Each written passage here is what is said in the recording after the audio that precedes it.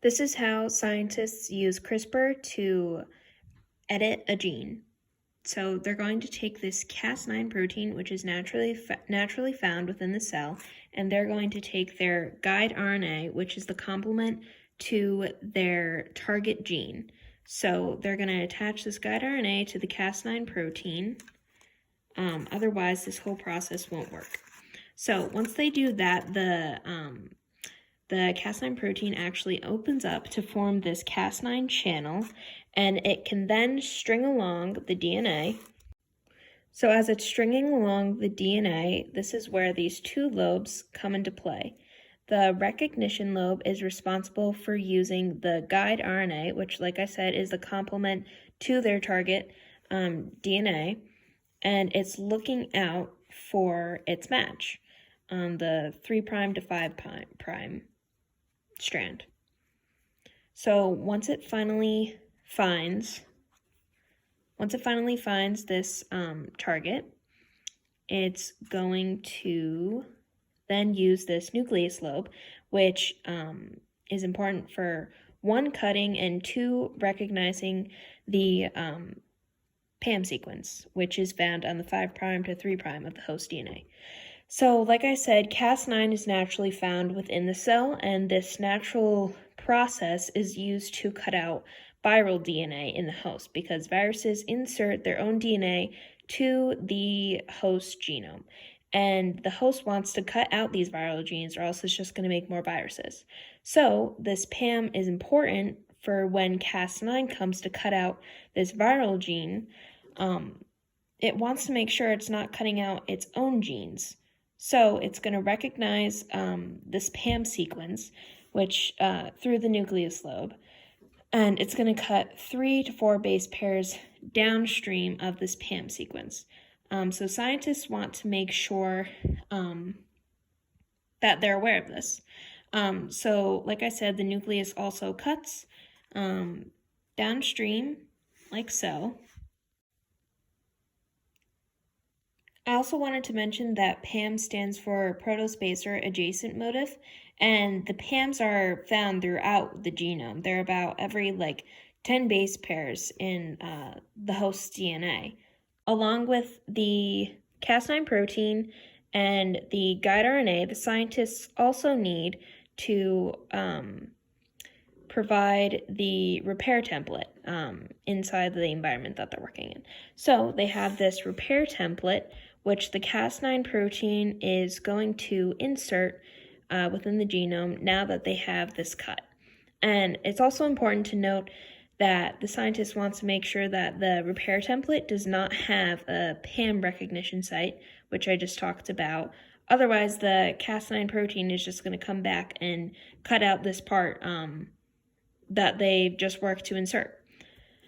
So it's going to repair like so and insert this new sequence into the host DNA. And this will continue to be replicated as the cells grow and divide. I also wanted to note that this particular use of CRISPR actually isn't the most efficient. It actually only successfully edits about 10% of the time. So that's important for scientists to keep in mind.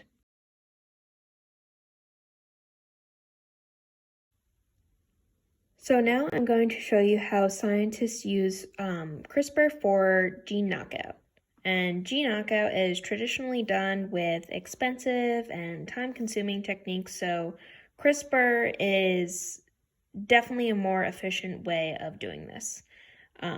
And the whole point of gene knockout is just to learn more about how the function of a gene, how it responds to these cellular processes. So same thing, we have this Cas9 protein that the scientists have added this guide RNA that's specific to their gene target. And once this is added, the Cas9 protein opens up, forming this channel so that it can then string along the DNA. And the whole point is to have this recognition lobe, which uses the guide RNA to find the complement sequence of 3' to 5' of the host DNA. And this nucleus lobe is looking out for that PAM site so it knows where to cut.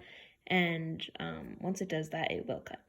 So we're stringing along the DNA, looking out for the target gene, and there we go.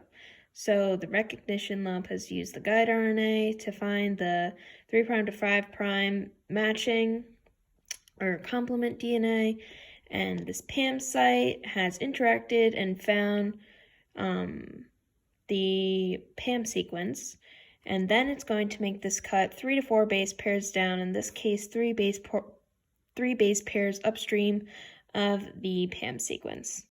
So once the Cas9 protein makes this cut, it's actually going to detach from the DNA. So now that we have this cut, the host is now going to respond to this. And it can do this in a couple of ways, but I'm going to show you how the host cell uses the NHEJ DNA repair system. And NHEJ stands for non-homologous end joining pathway. And this repairs the breaks in the DNA. And it does this by inserting nucleotides at the breakage point.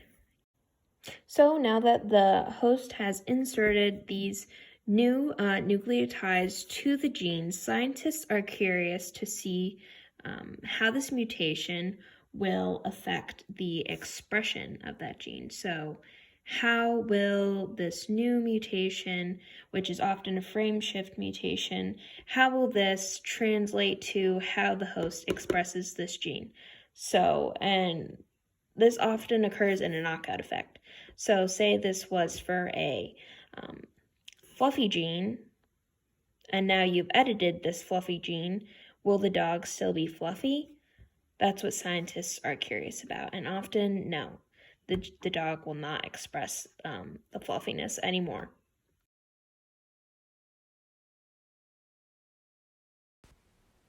So next I'm going to be talking about transcriptional control with CRISPR, and this is used when scientists necessarily don't want to, say, add in a gene like they did with the homologous DNA repair in the first segment of this video.